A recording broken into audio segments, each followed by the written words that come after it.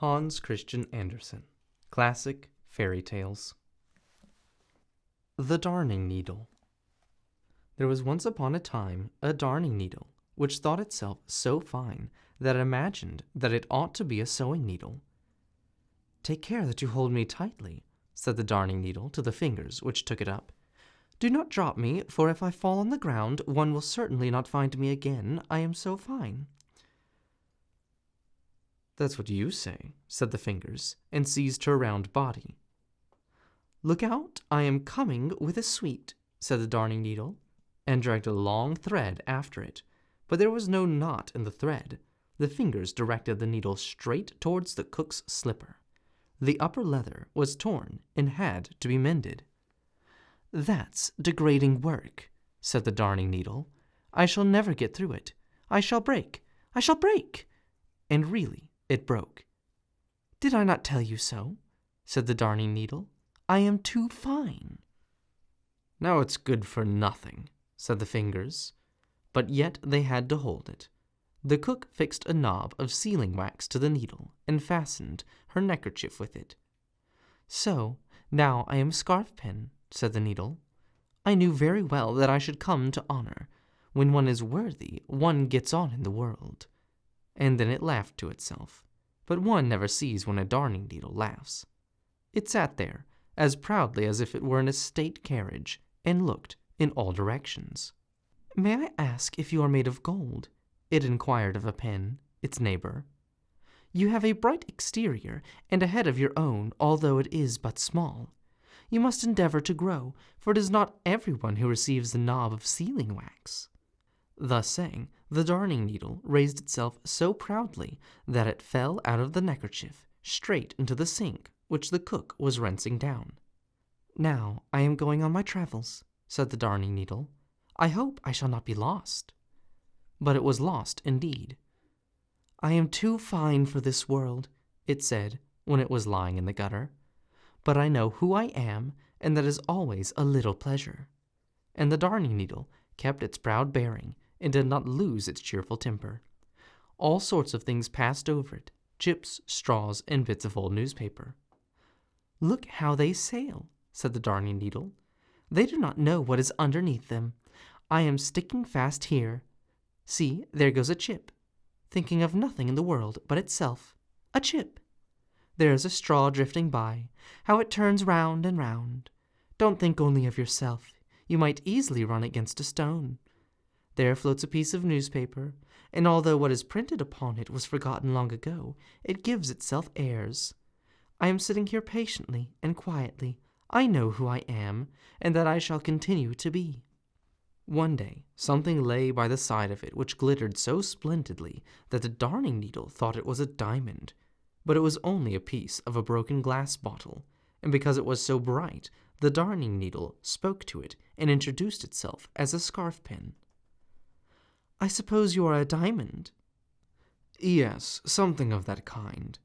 And then they both thought each other something very precious. They spoke of the pride of the world. "I have been in a girl's box," said the darning needle, "and this girl was a cook. She had 5 fingers on each hand, but I have never seen anything so conceited as these fingers. And yet they were only there to take me out of the box and put me back again." "Were they very distinguished?" asked the piece of glass. "Distinguished," said the darning needle. "No. They were 5 brothers, all born fingers. They held proudly together, although they were of different lengths. The first, the thumb, was short and thick. It stood out of the rank, and had only 1 joint in its back, and could only make 1 bow. But it said if it was cut off a man's hand, he could not be a soldier. Sweet Tooth, the second finger, was put into a sweet and sour dishes, pointed to the sun and the moon, and made the downstrokes when the fingers wrote. Longman, the third, looked over the heads of all the others. Goldrim, the fourth, wore a golden girdle round the waist, and Little Playman did nothing at all, and was proud of it. They did nothing but brag, and therefore I left them." "And now we sit here and glitter," said the piece of glass. At the same moment more water rushed into the gutter. It overflowed and carried the piece of glass away. "So now it is promoted," said the Darning Needle, "but I remain here. I am too fine, but that is my pride, and I have good reason for it." And it sat there proudly, and had many great thoughts. "I am almost inclined to think I am the child of a sunbeam. I am so fine. It seems to me as if sunbeams were always looking for me here under the water also. I am so fine that my mother cannot find me. If I had my old eye, the one that broke off, I believe I should cry. But I shall not do it. It is not considered good breeding to cry." One day, a few urchins lay grubbing in the gutter, where they found old nails, farthings, and such like treasures. It was dirty work, but it caused them great pleasure. "Oh," cried one, who had pricked himself with the Darning Needle, "look what a fellow!"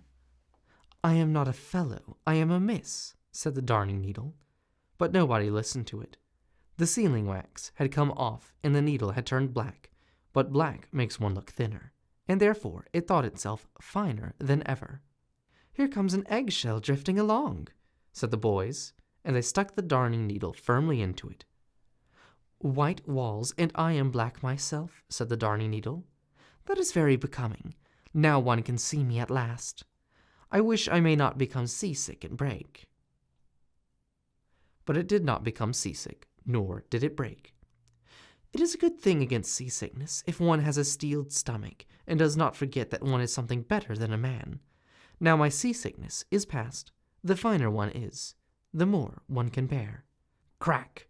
Cried the eggshell as a heavy cart went over it. "Good heavens!" said the Darning Needle. "How it presses! Now I shall become seasick after all. I am breaking." But it did not break, although the heavy cart passed over it.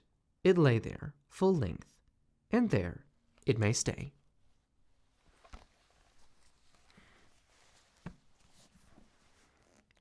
The end.